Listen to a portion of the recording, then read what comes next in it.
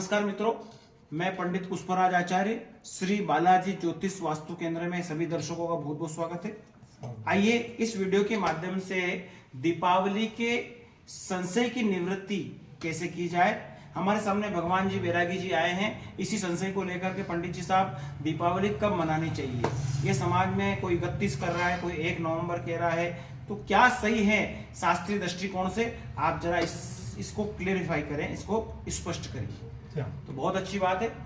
आइए हम दीपावली के संशय की निवृत्ति का एक प्रयास करते हैं कि समाज में कुछ विद्वान जन 31 का महत्व दे रहे हैं, कुछ 1 नवंबर का दे रहे हैं, तो क्यों ऐसा महत्व है? तो भगवान जी, क्या संशय है आपको बताइए। नमस्कार गुरुदेव, मैं आया हूँ।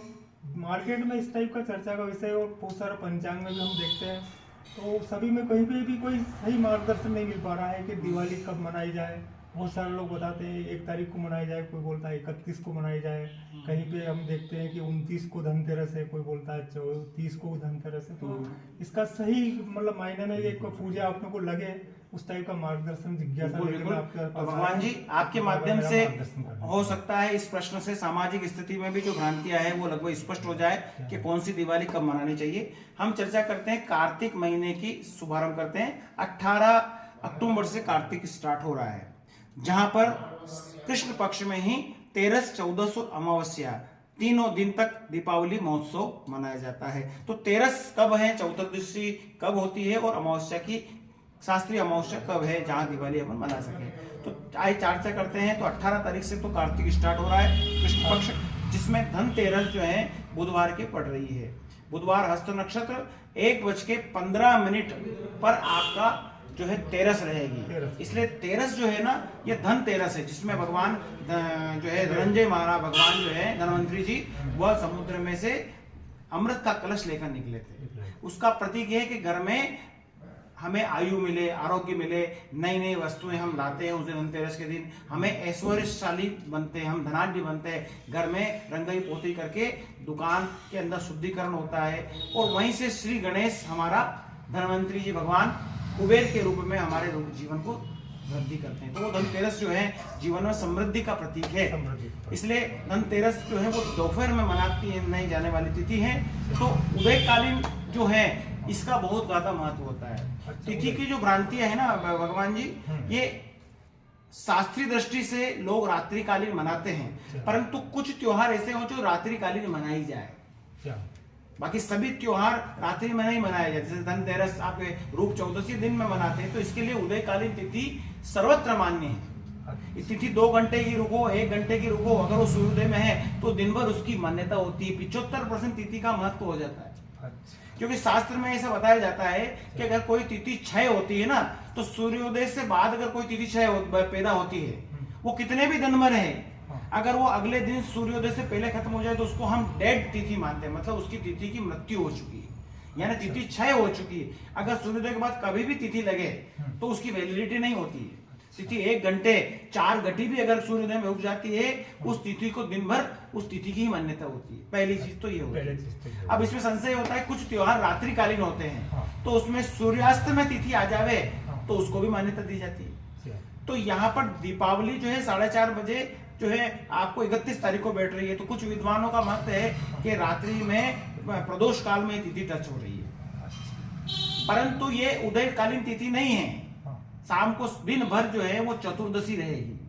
तो उदयकालीन तिथि यानी कि उस दिन यम पूजन है, दीप दान है। उस दिन यमराज साउथ में बैठकर हमें परलोक की व्यवस्था के लिए चतुर्दशी मनाते हैं, ताकि हमारा पारलौकिक कर्म और विकर्म अकर्म के माध्यम से जो भी हमारे जीवन में घटना होती है, मृत्यु के बाद में यमराज हमें दुर्गति नहीं पहुंचाए, इसलिए चतुर्दशी हम मनाते हैं। चतुर्दशी के दिन यम पूजन इसलिए होती है कि मृत्यु के बाद में हमें यातनाएं कम मिले, अगर हमें कोई दंड भी मिला है तो हम यही तेल का दान करके यमराज को मान कराते हैं, प्रभु हमारा परलोक, अगर यमलोक भी मिला तो आप कृपा दृष्टि बनाए रखना।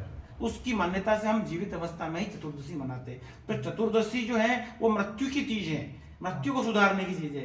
उस दिन लक्ष्मी पूजन का कोई औचित्य नहीं होता है। अगर चतुर्दशी के दिन लक्ष्मी पूजन हो, मान्य नहीं होती, इसलिए उसको बचना पड़ेगा अपने को। तो यहाँ पर कुछ विद्वानों का मत है, परंतु शास्त्रीय सम्मत नहीं है, क्योंकि उदयकालीन तिथि चतुर्दशी रहेगी 31 अक्टूबर को। अच्छा। और उसके बाद रात्रि में अमावस्या बैठेगी, परंतु दिन भर मान्य नहीं है। और वो खंडित अमावस्या कहलाएगी, उस दिन चतुर्दशी ही रहेगी। चूंकि 1 नवंबर को वही अमावस्या शाम को 6:15 तक रहेगी। अच्छा, तो अधिकतम आपको दिन पर्यंत जो है अमावस्या है, और संध्या में 15 मिनट की प्रदोष काल में भी टच कर रही दिवाली, ये आपकी दीपावली। तो सूर्यास्त से 15 मिनट एक्स्ट्रा मिल रहा है, दिन पर्यंत अमावस्या है। तो उसी दिन अमावस्या का शास्त्र सम्मत महत्व है। लक्ष्मी उसी दिन मनानी चाहिए। चतुर्दशी के दिन जो यम पूजन के दिन चतुर्दशी मनाने का कोई औचित्य नहीं है, उसका फल भी नहीं मिलेगा।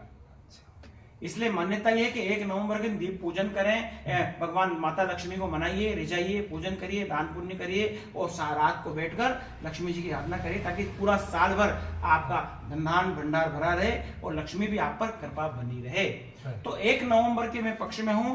कई विद्वानों ने भी इस पंचांग में भी इसको डिस्कस कर रखा है। देखिए 1 नवंबर सिद्ध विजय पंचांग में 1 नवंबर को इसके पक्ष में धर्मशास्त्रीय कई प्रमाण है, जबकि एकाध कोई प्रमाण 31 अक्टूबर का दिवाली मनाने का है, और 1 नवंबर के कई प्रमाण हैं।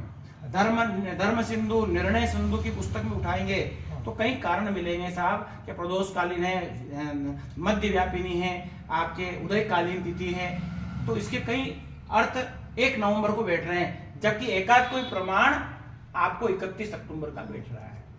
तो मित्रों कोशिश यही करें कि 31 अक्टूबर को दीपावली मनाने से बचिए, क्योंकि उस दिन पर्यंत चतुर्दशी रहेगी, शाम को 4 बजे तक दिन व्यापिनी चतुर्दशी है। ओरिजिनल में यम पूजन ही रहेगा। यमराज के पूजन पर दिवाली का क्या औचित्य है? इसलिए 13 आप बुधवार के दिन हस्त नक्षत्र में 30 अक्टूबर को मनाइए। 31 अक्टूबर को गुरुवार रहेगा, उस दिन चतुर्दशी मनाइए। और दीपावली 1 नवंबर को शुक्रवार अमावस्या शाम को 6:17 29:13 आपकी अमावस्या रुकी रहेगी। आपको कोई टेंशन नहीं है, दिन भर भी मनाइए, रात भर भी मनाइए, पूरा दिन भर दीपावली का महत्व रहेगा। और ये दीपावली आपके लिए बहुत ही शुभ जाने वाली मित्रों। तो भगवान जी आपके माध्यम से सामाजिक कल्याण हेतु यह प्रश्न आपने उचित किया, इसलिए कई विद्वान अपने अपने तर्क दे रहे हैं, पर मैं बताता हूं आपको कि वो सब कुतर्क हैं। खाली अमावस्या का उदयकालीन अमावस्या भी नहीं है, उसका कोई औचित्य भी नहीं है। खंडित अमावस्या पर पूजा करने का कोई औचित्य नहीं। चतुर्दशी की दिन दिवाली पूजन हो जाएगी आपकी, अगर आप 31 अक्टूबर को मनाते हैं। इसलिए आपकी यही है कि सिंह लग्न में, स्थिर लग्न में आप दीपावली पूजन करिए। और 1 नवंबर के दिन दिवाली महोत्सव शास्त्रीय सम्मत है भगवान। और कोई हो संशय तो बताइए। मतलब बहुत बहुत धन्यवाद। मैं आपकी जानकारी से, और आपने बहुत सारे दर्शकों को इसका लाभ पहुंचेगा। आपने जैसा ही बताया कि ये जो मतलब धनतेरस जो है अपन 30 अक्टूबर को मनाएं, 31 अक्टूबर को रूप चौदस मनाएं, और 1 तारीख को लक्ष्मी पूजन करें।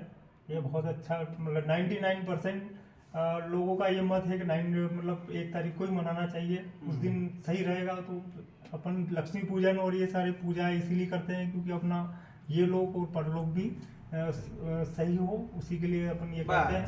ना कि धन, बहुत सारे धन की प्राप्ति के लिए करते हैं। अपना मतलब अंदर जो अपना जो तत्व है वो जागृत करने के लिए अपन ये सारी पूजाएं करते हैं। तो उसका सही समय पे करना है कि अपनों को सही रहेगा।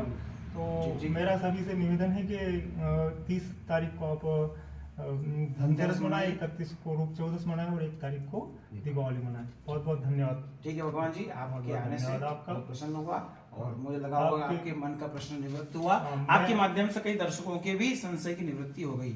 इसलिए मित्रों आपको दीपावली की बहुत बहुत शुभकामना, एडवांस अग्रिम। आपका जीवन समृद्ध रहो, व्रत रहो, कहीं जीवन में समृद्धि के फूल खिलते रहें, ऐसी ही आशा करते हुए जय श्री कृष्ण, जय श्री राधे। बहुत बहुत धन्यवाद।